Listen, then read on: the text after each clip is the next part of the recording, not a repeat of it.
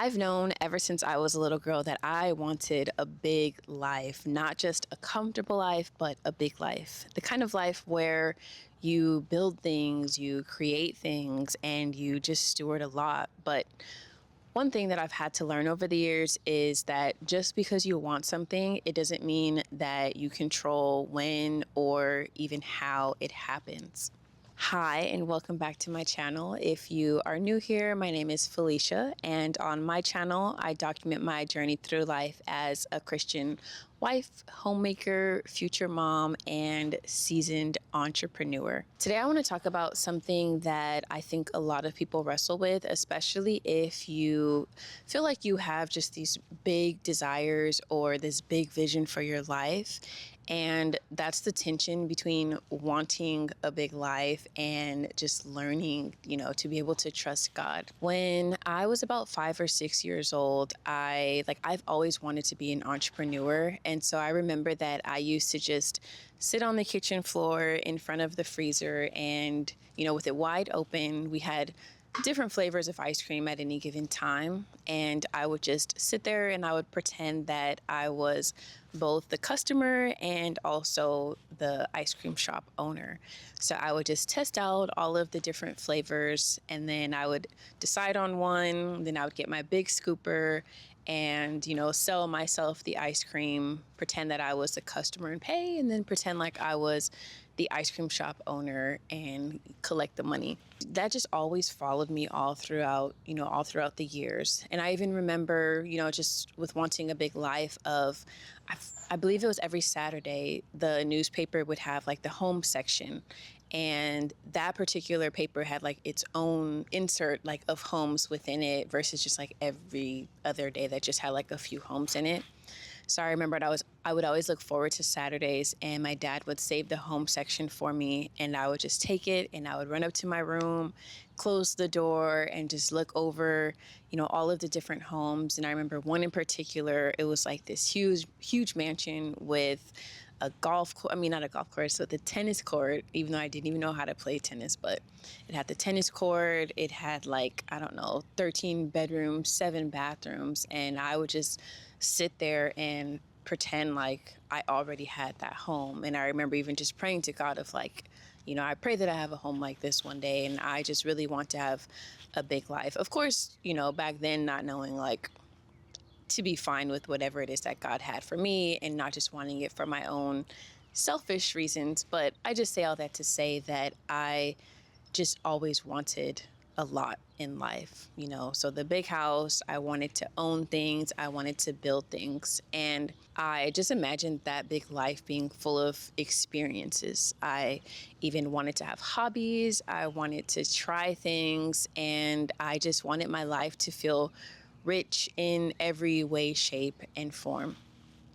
But as I've grown in my faith, my perspective on that has changed a lot. And I don't want those things, just for myself. I want to be able to be a steward over whatever it is that God gives to me or that God has for me. I now just ask myself with all of the things that I do have in this big life that I'm building, whether it's my home or my car or this platform that I'm building, even just something as simple as my phone, I like to give it to God to say, what is it that you want for me to do with this? What is the reason that you've given me this home or given me this car? I think sometimes we just want these things because we want it, but God may have given it to us for a purpose. You might have this beautiful home and you think that it's just something that you wanted and you obtained, but maybe one day that home becomes a safe space for somebody who just really needs you in that moment.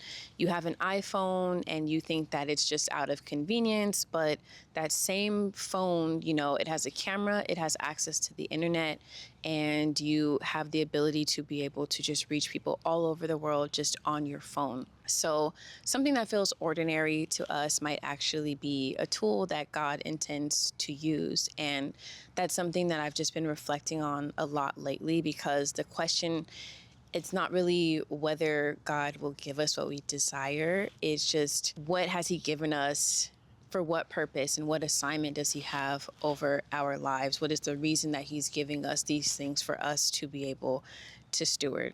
I've even realized that this applies to the smaller things too. So one thing that I've always loved is to dance. So first it was cheerleading, and then fast forward in my adult years, it was ballroom dancing. So I started off in college, dibble dabbled a little bit, and then, I don't know, maybe like 4 years ago, I found like a local dance studio and I decided to start doing competitive dancing. So I was practicing. I had this like Selena salsa routine all prepared. And I think it was like a week or two away from the competition. And I ended up hurting my knee. And I was not able to compete. And I have not been able to go back to ballroom dancing since then. Now it's more of just like the time, like I'm healed, thank God. But even something like that, being able to just surrender that timeline to God to say, like, even though it's something that I want to do, maybe now is not the season. It's difficult for just all of the responsibilities and the things that I have going on in my life for me to be able to steward those things well, and then to just add, the dance back on, because it does take a lot of time and a lot of money. So I've just learned, the concept of having to wait. Another thing that I've been learning is just vision and timing are, very different things. God may allow you to see something early, but that doesn't mean that it's the time yet. You may, like that. I had just that little short time with the ballroom dancing, and I had to take a pause. And maybe a few years from now, I'm able to just spend so much time doing it and just be so invested in it, have all the dresses and the glitz and the glamour that comes with it, and have fun. And maybe that will be something that God has for my life down the line. And I just got like a little trailer of it. But just being able to accept that ultimately, yes, I want this big life, but my life is surrendered to God. And I just need to be able to accept his timing and not my own.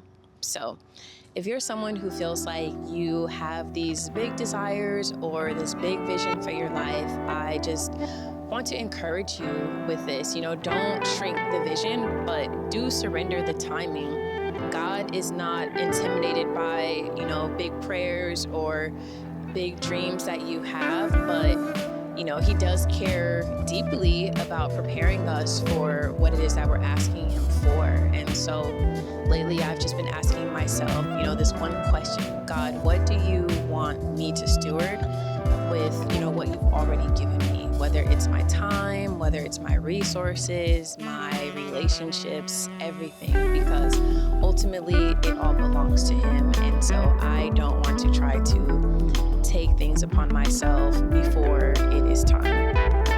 So that is all that I have for today. As always, thank you for just spending the time with me. I really appreciate it, and I will see you in the next video. Bye, guys.